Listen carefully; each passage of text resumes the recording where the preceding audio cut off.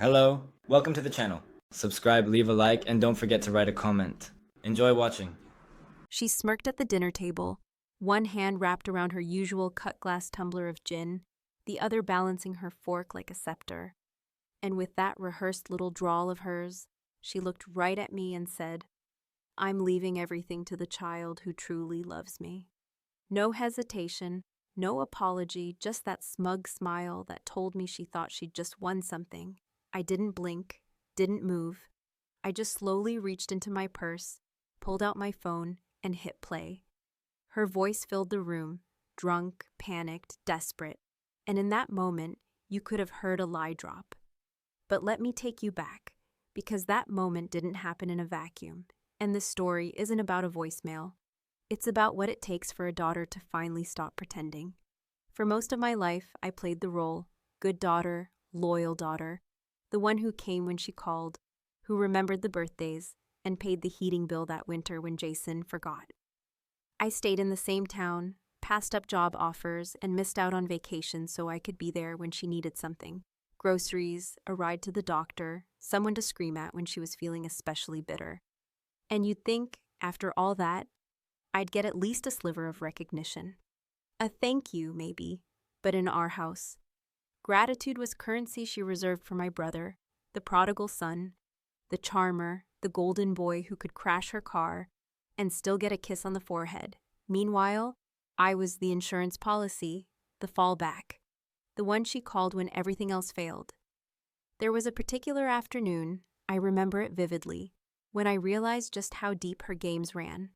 I was 29, fresh off a brutal divorce, barely holding it together, and she had one of her episodes. Chest pains, shortness of breath, full meltdown in the kitchen. I rushed over, broke every speed limit to get there. Found her sitting on the floor, half sobbing, half laughing, glass of wine still in hand, complaining about the pressure of ungrateful children. I knelt beside her, tried to take her pulse, asked if I should call an ambulance, and she waved me off like I was a fly. "If you weren't so cold, I wouldn't feel so oily," she hissed at me. That was her way. Always flipping the script, always finding a way to make me the villain in her story. And Jason? He showed up 2 days later with a box of pastries and a bouquet he picked up at the gas station. She lit up like he'd flown in from Paris with diamonds. "My sweet boy," she cooed, hugging him like he hadn't ignored her calls for 3 months. I watched her stroke his hair and laughed. Not because it was funny, but because I realized I was nothing more than her emotional janitor, mopping up her crises so Jason could play the hero. But I didn't say anything, not then. I bottled it up, tucked it deep into that place inside where good daughters hide their anger. I kept visiting, kept paying bills, kept playing nice, until last week. It was 1 in the morning when my phone rang. At first I thought it was a robocall, one of those late-night scams, but then I saw her name. I almost didn't pick up. I'd had a long day, my head hurt, and frankly, I was tired of being on call for someone who only remembered I existed when she needed something. But something made me swipe up and answer. On the other end was her voice, raspy, slurred, broken. "Becca," she sobbed, dragging out the vowels like her tongue was made of lead. "You're the only one who ever really loved me." I sat up straight, my skin going cold. "Mom, what's going on?" More sobs. Some muttering, something about Jason stealing money, something about pills. Then her voice cracked and she screamed, "Don't leave me alone, please. I know I've been a bitch, I know it. But please, I need you, baby. I need you." I didn't say a word. Just let her ramble, let her cry, let her voice twist itself into confessions she'd never make sober. And when the call ended, I didn't hang up, I hit record. Because something in me shifted that night. I wasn't the panicked daughter anymore. I wasn't racing out of bed to hold her hand, to clean up her mess, to be her scapegoat and savior all at once. No, I sat there in the dark, holding my phone like it was dynamite, and for the first time in my life, I felt nothing but clarity. Not guilt, not pity, just pure, sharp understanding. This woman had built an entire universe, where she was the sun and the rest of us just floated in orbit, and I had spent 4 decades pretending that was love. So when the invitation came, one of those fancy cream-colored cards she sent out for events she wanted to seem important, it barely registered. Family dinner, it said, to celebrate recent decisions and updates to my legacy. The word legacy hung there like perfume, stale and heavy. I knew exactly what she meant. And I knew she was about to play her final card, that old manipulative move where she dangled money like bait and waited to see which one of us jumped first. But what she didn't know was that this time I wasn't playing. And before we go any further, let me ask you this. Have you ever sat across the table from someone who once called you a burden, watched them act like royalty in front of people who didn't know the half of it, and had to bite your tongue so hard you tasted blood? What would you do if that person looked you dead in the eye and tried to rewrite the story of your life like you weren't standing right there? Tell me in the comments, because I know I'm not the only one. I RSVP'd to the dinner the same night, calm as ever. I even offered to bring dessert. And the voicemail? I backed it up to 3 different places. Because if she wanted to play queen one last time, I was going to make damn sure everyone heard what her kingdom really sounded like in the dark. There's a particular kind of silence that comes after betrayal, not the explosive kind that follows a slammed door or a shouted curse, but the kind that creeps in when you finally run out of explanations for someone's behavior, when you stop telling yourself they didn't mean it or that maybe they just had a bad day. That silence is cold and hollow and heavy, and it filled my kitchen the morning after that voicemail like a fog that wouldn't lift, sitting thick in my lungs while I stood barefoot on the tile floor, staring at my phone, listening to her words on repeat, as if each time might reveal something new, something redemptive, something that could soften what I already knew deep down. But it didn't. It just reminded me, louder and clearer with every replay, of the truth I'd spent most of my life trying not to hear. She needed me, but she didn't love me. Not really. And the thing is, that message, as humiliating and pathetic as it was, wasn't even the worst thing she'd ever said to me. Not by a long shot. There were decades of smaller cuts, little digs masked as motherly concern, comments that sounded innocent to outsiders, but carried the sting of calculated cruelty if you knew how to hear them. Are you sure you want another piece of cake, honey? You've always struggled with your weight. Or, well, I just worry Jason will feel left out, since you're always here, hogging all the attention. Or my personal favorite, delivered with a sigh as she flipped through old photo albums. You were such a serious child, always brooding. I wonder where I went wrong with you. I'd learned over the years how to brace myself for those jabs. How to smile tightly, how to change the subject, how to offer to do the dishes, just to escape the room. But the problem with building those emotional calluses is that they eventually numb you to everything, even the moments that should hurt, until one day you wake up and realize you've been walking through fire barefoot and pretending it was warm bath water. That day, after the voicemail, something snapped, not in a dramatic movie scene way, but quietly, almost imperceptibly. I didn't cry. I didn't scream or throw my phone. I just sat there, poured myself a cup of cold coffee from the pot I'd made hours earlier, and opened a folder on my laptop labeled, "For When She Dies." It was a grim little collection I'd started compiling years ago, half out of pettiness, half out of self-defense. Screenshots of texts, voice recordings, bank statements showing the money she gave Jason to get back on his feet, while telling me she was broke. Even a photo of a birthday card she once gave me that had Jason's name scratched out and mine written in pen. I never really thought I'd use it. I think it just made me feel better to know that I had proof. That if it ever came down to it, I could show people who she really was behind the sweet southern charm and the crocodile tears. But now, with that voicemail echoing in my head, I realized I had something better than evidence. I had motive. So when her text came through the next day, family dinner at the house this Saturday, big announcement, dressed nice, I didn't hesitate. I sent a thumbs up, closed my laptop, and started planning. And here's the thing people don't tell you about revenge. Not the petty kind, not the kind where you key someone's car or spread a rumor, but the slow, deliberate kind, the kind that requires patience and restraint and just the right stage. It doesn't feel good at first. It feels dangerous. It feels like holding a match over a gas leak and waiting to see who flinches first. But underneath all that risk, there's something else, something pure, something honest. Because when you've been silent for so long, the moment you decide to speak, even if it's just through a recording, is the moment you remember your own voice. And I was ready to use mine. That week leading up to the dinner was a strange one. I went to work, I ran errands, I even helped her organize a donation drive for the church, all while knowing what was coming. She was in rare form too, smiling more than usual, telling everyone how excited she was for Saturday night, and dropping little hints about her will like it was a party favor. "It's time to put things in order," she said to her neighbor, while I was trimming her hedges for the 3rd time that month. "And give back to those who've shown true love." I wanted to laugh, right there in her perfectly manicured lawn, with the hedge clippers still buzzing in my hand. Because she really thought she had it all under control. She thought Jason, with his half-baked charm and his parade of broken promises, was still her safest bet. She didn't know that I'd stopped playing her game, that I wasn't hoping for a slice of the inheritance anymore.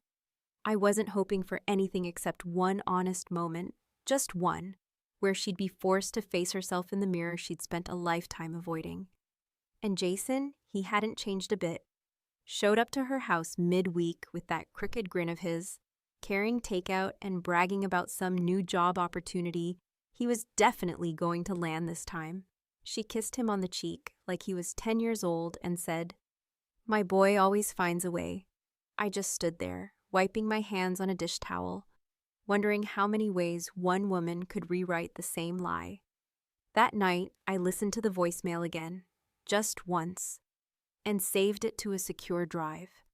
I stared at her voice levels on the screen, the peaks and valleys of her desperation rendered in cold digital waves, and I felt nothing but resolve. This wasn't about proving anything to her anymore. This was about exposing the rot before it spread any further, about making sure the next person she manipulated, be it her lawyer, her friends, or her goddamn church group, heard the real version of her, unedited and unfiltered.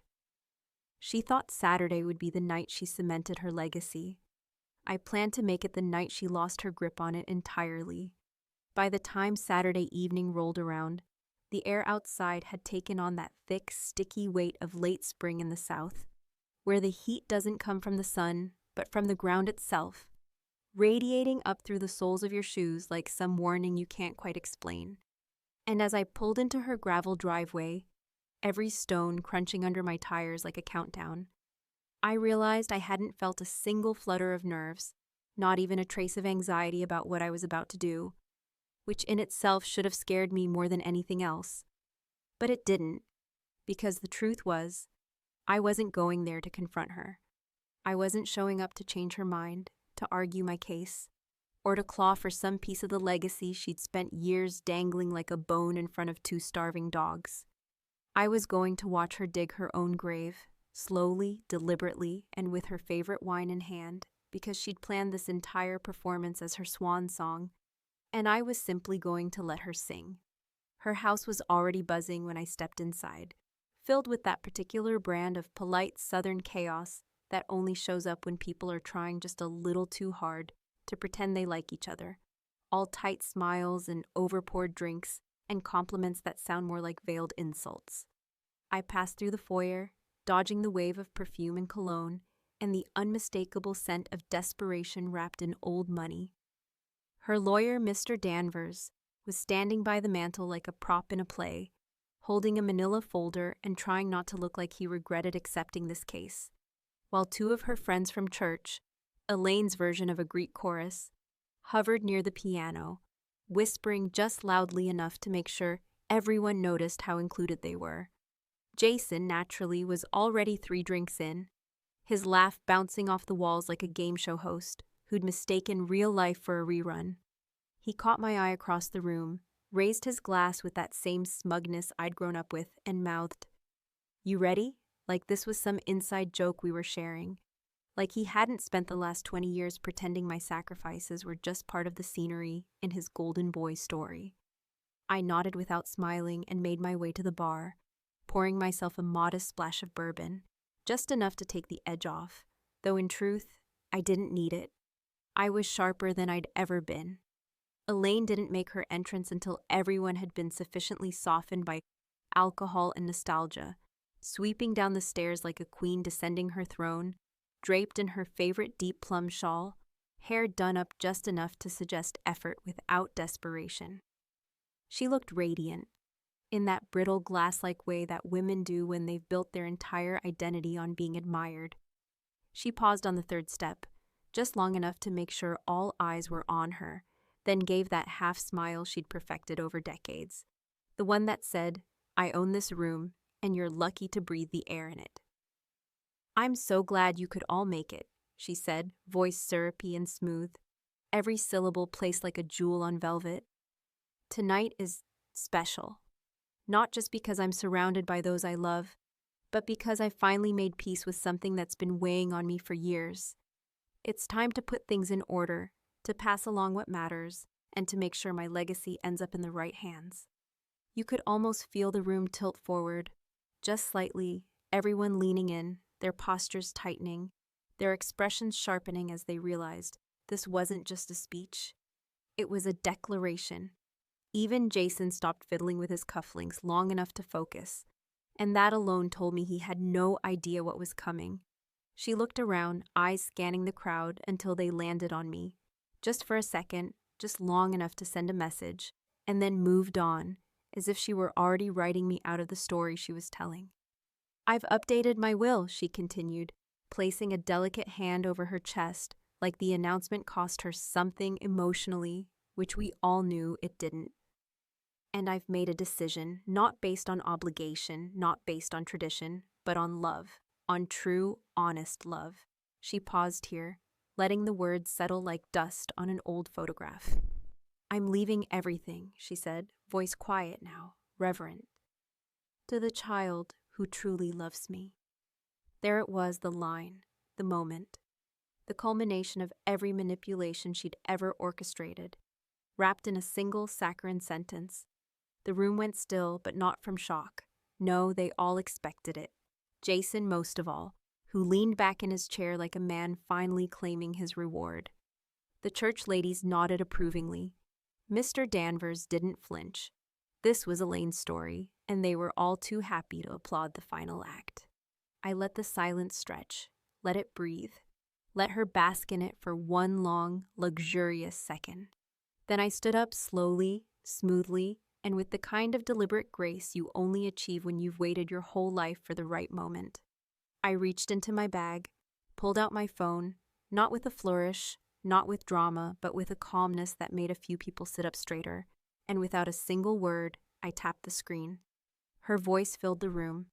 At first there was just static, then the unmistakable sound of her sobbing, slurring my name, dragging it out like it weighed 100 pounds.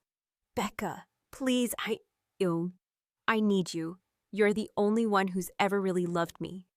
Someone gasped. I think it was one of the church ladies. The voicemail played on, rambling, pathetic, soaked in gin and desperation, and you could feel the atmosphere shift, slowly, like a table tilting beneath your elbows. People turned, eyes flicked from me to her and back again. Jason sat frozen, his smirk slowly draining away. Then came the part I'd listened to 100 times, the part where she cursed Jason by name, called him a liar, a thief, a mistake. "He doesn't love me," she wailed. "He just wants my money. He always has. Why won't he just go away and leave me with Becca?" When it ended, no one spoke. The silence wasn't polite now. It wasn't respectful or performative. It was stunned, dense, thick with revelation. Elaine stood motionless, her hands still over her heart, her mouth slightly open as if she were about to explain, to lie, to spin, but nothing came. I slipped the phone back into my purse, looked around the room, and with all the composure of someone who had just pulled the final brick from a crumbling wall, I said, "Still think you know who loved you?" No one answered, and in that moment, as Elaine stood there, visibly unraveling in front of the very people she'd spent her life trying to impress, I realized something that hit harder than I expected. Not that I had won, not that I had finally exposed her, but that this wasn't the end of something. This was the beginning. And it wasn't just her legacy that was about to change. It was mine too.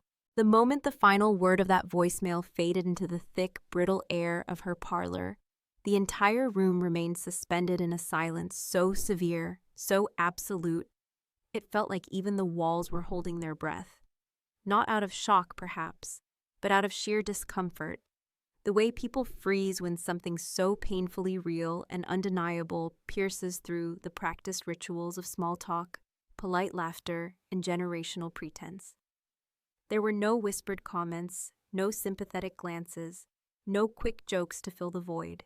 Instead, it was as if time itself had taken a step back to let the weight of that drunken confession settle over the furniture, the floral wallpaper, the crystal glasses trembling slightly in limp hands, and the expressions frozen on the faces of people who had long believed they knew who Elaine Montgomery truly was. She didn't move, not immediately, not even after the voicemail ended. She just stood there, one hand still pressed lightly against her sternum in that familiar theatrical pose she so often adopted when she wanted to look simultaneously fragile and noble, though this time it had the involuntary shakiness of someone whose grip on the narrative had just slipped entirely out of her fingers. Her eyes, usually so sharp and calculating, seemed to dart for the first few seconds as though searching for a cue or a line in a script she no longer remembered, until they landed on me. But by then, it didn't matter. I didn't flinch. I didn't soften. I didn't offer her the escape hatch she was clearly hoping for. I stood as still as she was, staring right back, letting the truth hang between us like a thick velvet curtain that had just dropped in the middle of her carefully choreographed final act. This wasn't the confrontation she had anticipated. This wasn't a spat to be dismissed with a smile and a few well-placed tears. This was evidence, raw, ugly, and impossible to deny. Jason, who had been lounging only minutes earlier with the smug posture of a man certain of his inheritance, looked like he'd just stepped off a cliff in slow motion. His face, always tanned from golf or whatever current scam he was running under the guise of self-reinvention, had gone pale, his jaw slack, the drink in his hand now forgotten as it gently tilted toward the rug. He opened his mouth to speak, maybe to defend her, maybe to lash out at me, maybe to deny what everyone had clearly heard. But whatever words he was scrambling for never made it past his lips. The room, thick with tension, began to shift ever so slightly. I saw Mr. Danvers, the estate attorney, adjust his glasses with the caution of a man who had suddenly realized he might be holding a legal time bomb. One of Elaine's friends, the plump one who always wore those oversized necklaces that clanked like cowbells, let out a nervous little laugh, the kind that people produce when they can't find a single socially acceptable reaction to the situation unfolding in front of them. Elaine finally exhaled, a slow, deliberate breath that came out more like a sigh of resignation than a statement of control, and when she finally spoke, her voice was lower than usual, stripped of its usual practiced charm, and edged with something that resembled desperation, though I suspected it was mostly panic. "That message was private," she said, the words sliding out like she couldn't decide whether to sound hurt or indignant. It wasn't meant for anyone else to hear. And there it was, the pivot, the attempt to change the conversation from what she said to how I had chosen to reveal it, as though the violation of privacy somehow outweighed the content of her voice trembling in the dark, begging the daughter she routinely ignored to save her from the very life she'd built. I let the pause stretch again, not to be cruel, but because I wanted her to sit in the silence she had spent a lifetime avoiding. I wanted her to feel what it was like to not be able to talk her way out, to not redirect the blame, to not have Jason swoop in and smooth over the moment with some performative joke or hollow defense. I wanted her to feel, even just for a breath, the raw truth of her own words crashing back against her like a wave she could no longer stop. I didn't play it for them, I said finally, my voice calm, unshaken, not raised in anger but anchored in something stronger, clarity.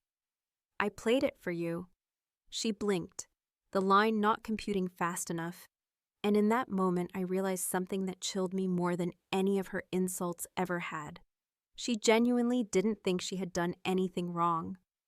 Not because she was incapable of guilt, but because she had built her entire identity around the idea that anything she did in the name of love was inherently justified.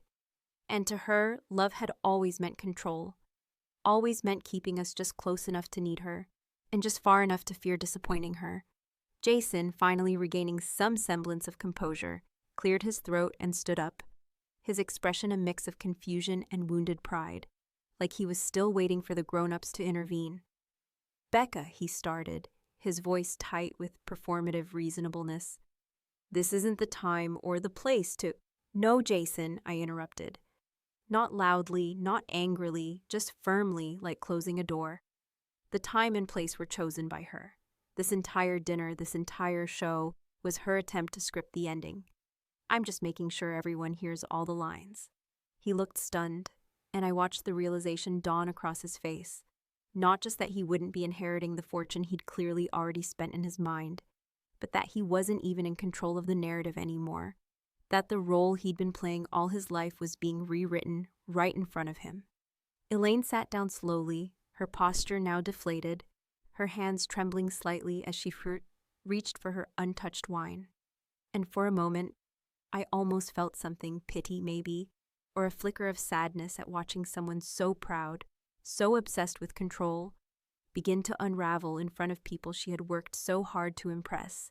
But then I remembered the countless times she had let me sit alone in hospital waiting rooms, the birthdays she had skipped, the tears she had dismissed as hormonal, and that pity evaporated like mist in the sun. I hadn't come for vengeance. I'd come for balance. And for the first time in my life, I felt like the scales had started to tip. But what I didn't yet know, what none of us knew, was that Elaine had one more move, one more secret tucked away, not in a drawer or a locked box, but in something far more dangerous. A single piece of paper, buried under old tax returns and forgotten mementos, that would eventually make all of this feel like just the prologue to a much more complicated story. The days that followed were not marked by fiery confrontations or tearful reconciliations, but rather by the hollow quiet of something irrevocable, the kind of silence that settles only after a truth too large to ignore has cracked open the foundation of a carefully constructed lie. And what had once passed for family unity, however dysfunctional, however performative, could no longer be propped up by birthday calls, guilt-ridden dinners, or whispered apologies behind closed doors. After that night, something in our family home shifted. Not just in the physical atmosphere, which had taken on a kind of eerie stillness, but in the way we looked at one another, no longer through the eyes of habit or obligation, but with the strained curiosity of strangers, suddenly aware that the person beside them had been playing a very different role in a very different version of the same story. Elaine didn't call the next day. She didn't text. She didn't even have Jason reach out on her behalf, which had always been her go-to move in the past, whenever things became too raw or uncomfortable to handle directly. Instead, she retreated into that grand old house like a wounded monarch, shutting the curtains, silencing her phone, and presumably surrounding herself with the relics of a legacy she had tried and failed to engineer into something immaculate. I didn't go back either. I'd said what needed to be said, played the message that needed to be heard, and in doing so, severed a cord that had kept me tethered to a cycle of conditional love, manipulated guilt, and emotional labor so normalized that it had taken me nearly 40 years to recognize it for what it was. Jason, for his part, did eventually reach out, though not in apology, and certainly not in understanding. His message came 2 days later, terse and defensive, the kind of text that tries to sound composed but drips with barely veiled resentment. "You didn't have to humiliate her like that.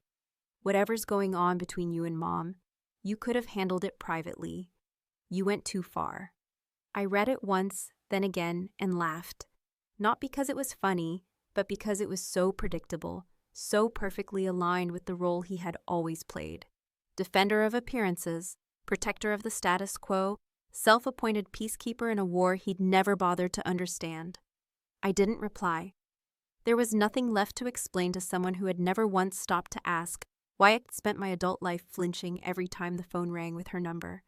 It was 4 days after the dinner, just as the weight of it all had begun to settle into a strange kind of stillness, that I got the call from Mr. Danvers.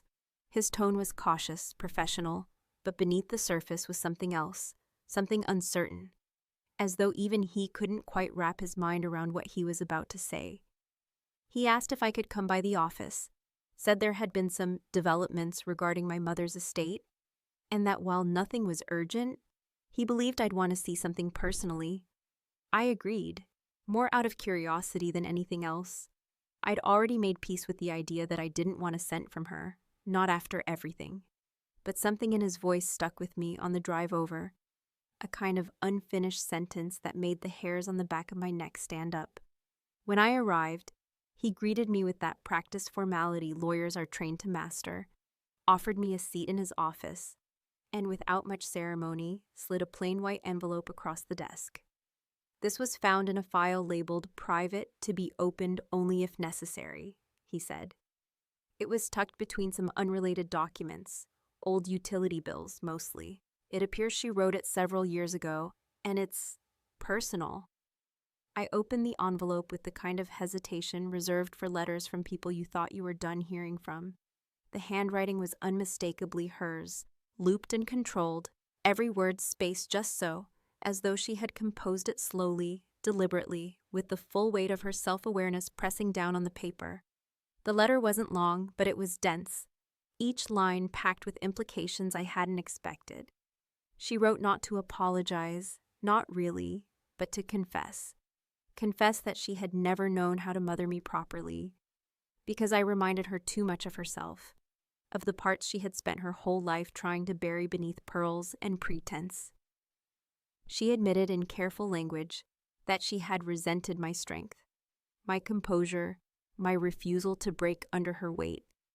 She claimed she loved me, but that her love had always come out warped, filtered through bitterness and fear and a desperate need to be adored, even if that adoration had to be coerced. And at the bottom, in a postscript that seemed like an afterthought yet landed like a thunderclap, she wrote, "Jason is not your father's child. I've never told him. I never will. But I thought you should know." I stared at those words for what felt like hours. My breath caught in my throat, the entire narrative I had grown up with fracturing before my eyes. In one single line, she had detonated the myth of our family, not out of spite or malice, but perhaps, if I was being generous, out of a final, desperate grasp at honesty. I didn't know what to do with that information. Still don't really. It doesn't make me feel vindicated. It doesn't make me feel powerful. It just makes me feel displaced, like the ground beneath me had always been unstable, and now I could finally see the cracks I'd been walking over my entire life. I folded the letter and placed it back in the envelope, handed it to Danvers, and told him to keep it in the file. I had no interest in confronting Jason, no desire to see how this revelation might shift his perception, or whether it would even register at all. This wasn't about him anymore. It wasn't about her either. It was about me, finally stepping out from beneath the shadow of a story I didn't write and didn't deserve to be trapped in. In the end, I declined the inheritance, not out of pettiness or defiance, but because I didn't want her legacy in my life, not as a reminder, not as leverage, not even as closure. I had Danvers transfer my portion to a women's shelter just outside town, one that specialized in transitional housing for women escaping emotionally abusive families. I told him to make the donation in Elaine's name. Let the town talk. Let them write it off as one final act of benevolence from a woman who had always wanted to be remembered as generous and beloved. The truth could stay mine. As I left the office and stepped into the thick summer heat, the sun already beginning to dip low on the horizon, I didn't feel triumphant. I didn't feel healed. But I did feel free, freer than I had ever felt walking out of that house, freer than I had ever felt pretending that love and loyalty were the same thing. And maybe that's all we ever really get. Not justice, not revenge, not a tidy ending tied up in the ribbon of poetic symmetry, but just enough space to finally breathe our own air, write our own damn story, and let the ghosts rattle their own chains without dragging us down with them.